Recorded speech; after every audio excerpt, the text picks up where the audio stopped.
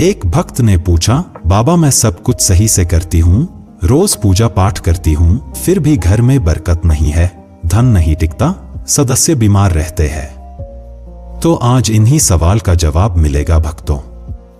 घर के मंदिर में जलने वाले दीपक, घंटी रोज धोने वालों, गौर से सुन लो, वरना पूरा घर हो जाएगा बर्बाद। आप सभी का दिल से, आत्मा की गहराइयों से स्वागत है। दोस्तों, जीवन में चाहे कितनी भी मुश्किलें क्यों न आए, एक चीज कभी मत भूलिए, पूजा मंदिर में रखी घंटी, देवी देवताओं की मूर्तियां और जलते दीपक के साथ कुछ गलतियां ऐसी होती हैं जो अगर हो गईं तो किस्मत का पहिया उल्टा घूमने लगता है। ऐसा दुर्भाग्य आता है कि संभलना भी नामुमकिन हो जाता है। घर में बरकत रुक जाती है, खुशियां सूख जाती हैं और गरीबी ऐसे कदम जमा लेती है कि चाहकर भी हटती नहीं। भक्तों, हो सकता है आप भी अनजाने में वही गलतियां कर रहे हों। इसलिए पैसा पास टिकता नहीं, घर में अशांति रहती है और सफलता बस दूर से हाथ हिलाती है। हम बिना समझे, जाने अनजाने कुछ ऐसा कर बैठते हैं जो हमारे भाग्य का दरवाजा बंद कर देता है। और जब सब हाथ से निकल जाता है, तब हमारे पास रह जाता है सिर्फ पछतावा और ताने। लेकिन घबराइए मत। आज इस वीडियो में हम आपको पूजा मंदिर से जुड़ी वे रहस्यपूर्ण बातें बताएंगे, जिन्हें सुनकर आपका दिल खुद कहेगा, गुरुजी, आपने तो मेरी सोई किस्मत जगा दी। तो दोस्तों, इस वीडियो को अंत तक देखना, क्योंकि ये सिर्फ जानकारी नहीं, ये आपकी जिंदगी बदलने की कुंजी है। पूज्य गुरुजी ने कहा है, बहुत से लोग पवित्र वस्तुओं को धर्म का प्रतीक मानकर मंदिर में रख लेते हैं, लेकिन वहीं सबसे बड़ी गलती कर बैठते हैं। आज हम आपको विस्तार से बताएंगे पूजा मंदिर में कौन सी चीजें रखनी शुभ हैं और कौन सी अशुभ। दीपक कितने बजे जलाना चाहिए और जलाते समय कौन सा मंत्र बोलना चाहिए। घंटी कब बजानी है, सुबह या शाम, और कितनी बार। शंख कब और कैसे बजाना चाहिए और बजाते समय किस मंत्र का जाप करना चाहिए। दीपक रोज धोना चाहिए या नहीं। मंदिर में कितनी मूर्तियां रखनी चाहिए और क्यों। ये 7-8 बातें छोटी लग सकती हैं, लेकिन इनका असर आपकी किस्मत पर सीधा पड़ता है। भक्तों, इस तरह की जानकारी आपको कहीं और नहीं मिलेगी, चाहे आप लाखों करोड़ों खर्च कर दें। हम अपने मन से कोई कहानी नहीं गढ़ते। ये सब ज्ञान है ज्योतिष शास्त्र, धर्मशास्त्र और ऋषिमुनियों की वाणी से लिया हुआ, जिसे हम आपके लिए आसान भाषा में लेकर आते हैं। और हां, एक भक्त ने हमसे पूछा था, गुरुजी, मैं रोज पूजा करता हूं, लेकिन फल क्यों नहीं मिलता, उल्टा नुकसान ही हो जाता है। इस वीडियो में मैं आपको इस रहस्य का भी जवाब दूंगा। दोस्तों, देखिए, हमारा काम है आपको सच्ची और सही सलाह देना। हम आपको जब भी कुछ बताते हैं, वो आपके भले के लिए होता है। अब इसे मानना या ना मानना, ये पूरी तरह आपकी मर्जी है। लेकिन भक्तों, एक बात दिल पर हाथ रखकर कहेंगे, अगर मान लोगे तो आपका बेड़ा पार हो जाएगा। इस वीडियो को अंत तक देखने के बाद आपको किसी भी तरह की परेशानी का सामना नहीं करना पड़ेगा। आगे आपकी समझ, आप खुद ही इतने बुद्धिमान हो कि सही गलत का फर्क जान सकते हो। तो चलिए भक्तों, बिना समय गवाए शुरू करते हैं आज का ये बेहद खास और जीवन बदलने वाला वीडियो। पूज्य गुरुजी कहते हैं, पूजा हमारे जीवन का अभिन्न हिस्सा है। हर कोई किसी ना किसी देवी देवता की आराधना करता है। कोई मां दुर्गा के चरणों में शीश झुकाता है, तो कोई भगवान विष्णु के नाम का स्मरण करता है। और हां, उनकी पूजा का फल भी मिलता है। लेकिन क्या आप जानते हैं, छोटी छोटी अनजानी गलतियां ही उस फल को रोक देती हैं। ये गलतियां इतनी मामूली लगती हैं कि हम इन्हें नजरअंदाज कर देते हैं। लेकिन शास्त्रों में साफ लिखा है, पूजा में पूर्ण फल पाना है, तो इन बातों का ध्यान रखना जरूरी है।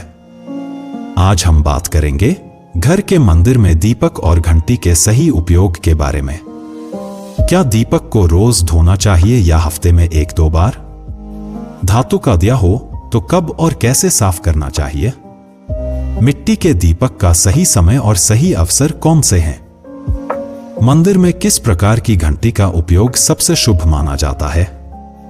घंटी कब बजानी है, कितनी बार बजानी है और क्या शाम की पूजा में घंटी बजाना उचित है? इन सभी सवालों के जवाब आपको आज के इस वीडियो में मिलेंगे।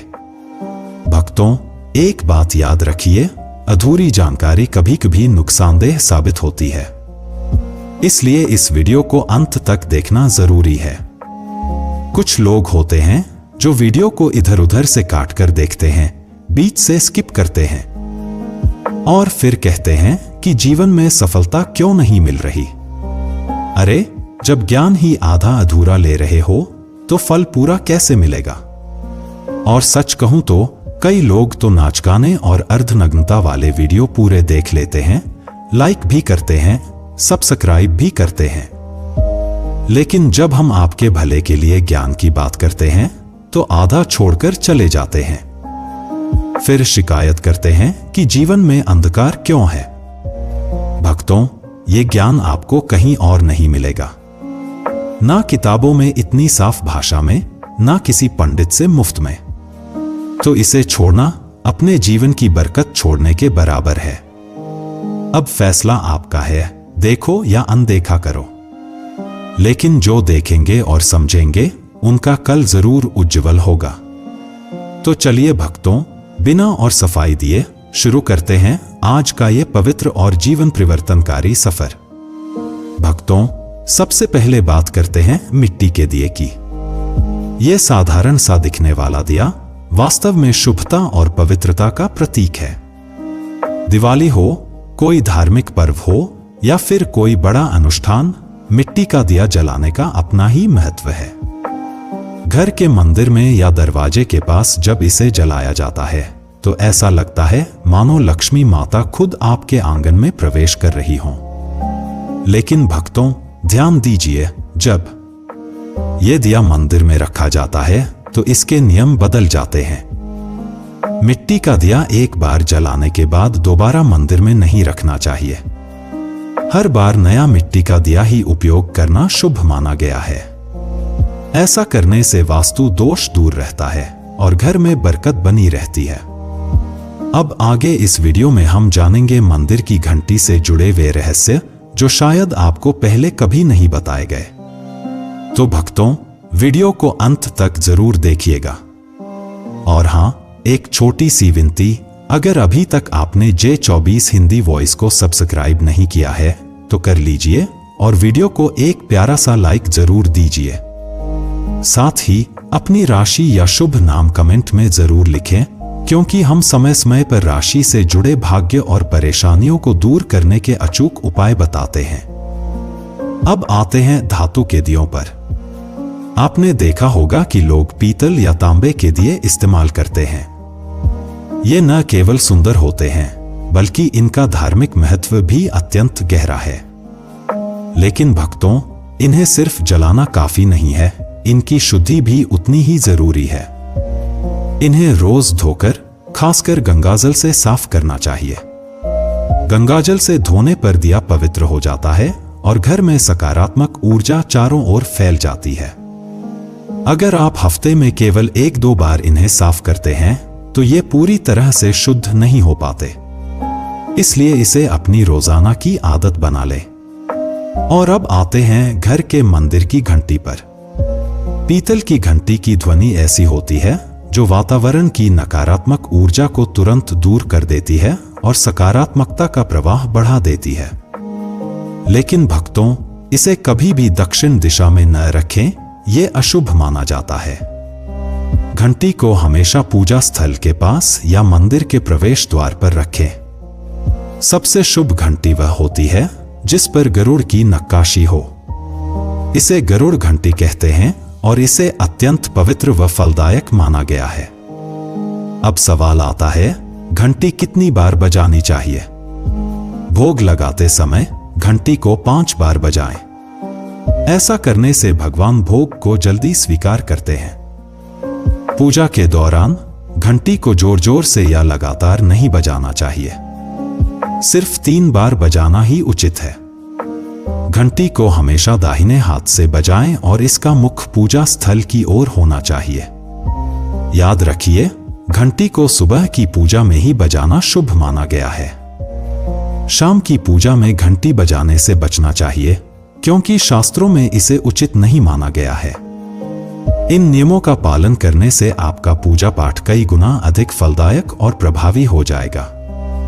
भक्तों, ये बातें छोटी लग सकती हैं, लेकिन इनका असर आपकी किस्मत पर गहरा पड़ता है। भक्तों, एक और बहुत ही महत्वपूर्ण बात जो अक्सर लोग नजरअंदाज कर देते हैं, जब भी आप किसी मंदिर जाएं, खासकर घर के बाहर वाले मंदिर में, तो मंदिर में प्रवेश करते समय ही घंटी बजाएं। मंदिर से बाहर निकलते समय घंटी बजाने की कोई आवश्यकता नहीं होती। जब आप घंटी बजाते हैं तो यह सिर्फ आवाज नहीं होती, यह भगवान को दिया गया संकेत होता है, प्रभु, मैं आपके द्वार पर आ चुका हूं, आपकी शरण में हूं। एक बार घंटी बजाने का मतलब है कि आपने भगवान के दरबार में प्रवेश कर लिया है और पूजा आरंभ कर रहे हैं। 2 बार घंटी बजाने का अर्थ है कि आप अपनी प्रार्थना, अपने मन की बात सीधे भगवान के समक्ष रख रहे हैं। अब भक्तों, हम आपको कुछ ऐसी बातें बताने जा रहे हैं जिन्हें शायद आपको कोई ना बताए, इसलिए इन बातों को ध्यान से सुनिए, क्योंकि ये आपके पूजा पाठ को और भी अधिक फलदायी बना सकती हैं। लेकिन उससे पहले, अगर आपने अभी तक कमेंट बॉक्स में जय माता लक्ष्मी नहीं लिखा है तो जरूर लिख दीजिए। आपके ये शब्द हमें आशीर्वाद जैसे लगते हैं, और जब आप वीडियो को लाइक करते हैं तो हमारा मनोबल बढ़ता है। यही उत्साह हमें आपके लिए और भी मूल्यवान और आध्यात्मिक जानकारी लाने की प्रेरणा देता है। अब आइए जानते हैं पूजा मंदिर के कुछ आवश्यक नियम। पूजा करते समय आपका मुख हमेशा पूर्व दिशा की ओर होना चाहिए। यह दिशा सबसे शुभ मानी जाती है, क्योंकि यहां से सूरज की पहली किरण आती है, जो सकारात्मक ऊर्जा से भरी होती है। पश्चिम की ओर मुख करके भी पूजा की जा सकती है, लेकिन पूर्व दिशा का लाभ कई गुना अधिक है। घर की सीढ़ियों के पास पूजा घर बनाना अशुभ माना गया है, क्योंकि वहां नकारात्मक ऊर्जा का प्रवाह अधिक होता है। भगवान का आसन हमेशा आपके आसन से ऊंचा होना चाहिए, कम से कम 10 इंच ऊंचा। भगवान की प्रतिमा को सीधे जमीन पर रखना अशुभ माना जाता है। ऊंचा आसन पूजा स्थल में सकारात्मकता और ऊर्जावान माहौल बनाए रखता है। पूजा करते समय हमेशा चटाई या आसन पर बैठें। यह न केवल आरामदायक है, बल्कि ध्यान और श्रद्धा को भी स्थिर रखता है। ध्यान दें कि आपका आसन भगवान के आसन से ऊंचा न हो, इससे भगवान के प्रति आदर और विनम्रता बनी रहती है। भक्तों, अगली बात बेहद जरूरी है, पूजा घर में कभी भी सड़े बासी या मुरझाए हुए फूल न रखें। मुरझाए फूल पूजा में अशुभ माने जाते हैं, क्योंकि वे नकारात्मक ऊर्जा को बढ़ाते हैं। हमेशा ताजे, सुगंधित और खिले हुए फूल ही भगवान को अर्पित करें। जब फूल मुरझा जाएं या काले पड़ जाएं, तो उन्हें सम्मानपूर्वक मिट्टी में दबा दें। इससे नकारात्मक ऊर्जा दूर होती है और आपके घर में पवित्रता बनी रहती है। भक्तों, एक और महत्वपूर्ण नियम, जिस कमरे में आप सोते हैं उसमें घर का मंदिर नहीं बनाना चाहिए। यदि परिस्थिति के कारण आपको अपने सोने के कमरे में ही मंदिर रखना पड़े, तो रात को मंदिर को ढक दें या उस पर पर्दा डाल दें। इससे रात के समय मंदिर से निकलने वाली ऊर्जा आपके विश्राम को प्रभावित नहीं करेगी। ऐसा करने से घर में शांति और आपकी पूजा में एकाग्रता बनी रहती है। अब एक और विशेष बात, भक्तों, कभी भी काले कपड़े पहनकर पूजा न करें। सनातन परंपरा में माना जाता है कि काले वस्त्र मन में भारीपन और नकारात्मक भाव लाते हैं, जो पूजा की ऊर्जा को कमजोर कर देते हैं। हमेशा शुभ और हल्के रंग के वस्त्र पहनें, ताकि मन में शांति, पवित्रता और सकारात्मकता बनी रहे। चलिए अब जानते हैं घर के पूजा मंदिर में किन चीजों को नहीं रखना चाहिए। भक्तों, किसी भी देवी देवता की एक ही तस्वीर या मूर्ति रखें। एक से अधिक तस्वीरें ऊर्जा का संतुलन बिगाड़ सकती हैं और पूजा का प्रभाव कम कर सकती हैं। एक ही रूप को स्थान दें ताकि भगवान की ऊर्जा पूरे मन से आपके जीवन में प्रवाहित हो। घर में शिवलिंग रखना अत्यंत पवित्र माना जाता है, लेकिन इसे सही दिशा में रखें। हमेशा उत्तर या पूर्व दिशा में रखें और स्वच्छ स्थान पर ही स्थापना करें। इसे शोरगुल या गंदे स्थान पर कभी न रखें। भगवान की टूटी हुई मूर्तियां या फटी तस्वीरें पूजा स्थान से तुरंत हटा दें। टूटी मूर्ति पवित्रता को कम करती है और सकारात्मक ऊर्जा के प्रवाह में बाधा डालती है। इसे शास्त्र सम्मत तरीके से त्याग दें। शंख भगवान की कृपा का प्रतीक है। गोमती चक्र से घर में समृद्धि आती है और जल से वातावरण शुद्ध होता है। जल को रोज बदलें और इन पवित्र वस्तुओं को हमेशा साफ रखें। रोज पूजा स्थल की सफाई करें। गंदगी से नकारात्मक ऊर्जा आती है और ध्यान भंग होता है। स्थान को सुंदर, सुव्यवस्थित और सुगंधित रखें ताकि मन सहज रूप से भगवान में लग सके। भक्तों, अब आइए जानें कि हमारे घर के पूजा मंदिर से जुड़े कुछ ऐसे नियम जिन्हें मानना बेहद जरूरी है। सबसे पहले, पूजा स्थान हमेशा घर के शांत और पवित्र कोने में होना चाहिए और अगर वह उत्तर पूर्व दिशा में हो तो सबसे उत्तम है। यह दिशा घर में सकारात्मक ऊर्जा का संचार करती है और आपकी पूजा को और प्रभावशाली बनाती है। ध्यान रहे, पूजा स्थल कभी बेडरूम या रसोई के पास न हो। ये स्थान दैनिक कार्य और हलचल से भरे होते हैं, जहां नकारात्मक ऊर्जा भी पनप सकती है। मंदिर के आसपास का वातावरण हमेशा साफ सुथरा और सुव्यवस्थित रखें ताकि आपका मन पूजा में एकाग्र हो सके। भक्तों, अब बात करते हैं दीपक और उनसे जुड़े महत्वपूर्ण नियमों की। दीपक जलाना सिर्फ एक परंपरा नहीं, बल्कि यह भगवान के आशीर्वाद और कृपा का प्रकाश है जो आपके घर और जीवन में उजाला भर देता है। दीपक को हमेशा भगवान की मूर्ति के सामने रखें ताकि उसकी रोशनी सीधे भगवान तक पहुंचे और आपके पूजा स्थल को पवित्रता से भर दे। याद रहे, टूटा हुआ दीपक कभी ना जलाए और पूजा के समय एक साथ 2 दीपक, खासकर तेल और घी के, भी ना जलाए, क्योंकि दोनों की ऊर्जा अलग होती है और गलत तरीके से जलाने से पूजा की शक्ति कम हो सकती है। वास्तु के अनुसार घी का दीपक बाईं ओर और तेल का दीपक दाईं ओर रखना शुभ होता है। लेकिन ध्यान रहे, दीपक कभी भी पश्चिम दिशा में न रखें। दीपक के लिए उत्तर या पूर्व दिशा सबसे अच्छी मानी जाती है। साथ ही बत्ती का मुंह भी हमेशा इन दिशाओं की ओर होना चाहिए ताकि सकारात्मक ऊर्जा का प्रवाह और अधिक बढ़ सके। घी के दीपक में रुई की बत्ती और तेल के दीपक में लाल मौली की बत्ती का प्रयोग करें। रुई की बत्ती से प्रकाश स्थिर और शुद्ध होता है, जबकि लाल मौली वाली बत्ती से वातावरण में शुभ ऊर्जा का संचार होता है। नवरात्रि या विशेष अवसरों पर मां दुर्गा और मां लक्ष्मी के सामने गोल बत्ती का दीपक न जलाए, क्योंकि इसे अशुभ माना जाता है। और एक नियम और याद रखें, घी का दीपक जलाने के तुरंत बाद तेल का दीपक न जलाए।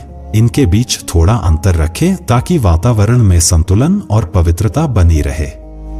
इन छोटे छोटे नियमों का पालन न सिर्फ आपके घर में शांति और समृद्धि बनाए रखेगा, बल्कि आपकी पूजा को भी अधिक फलदायी बना देगा।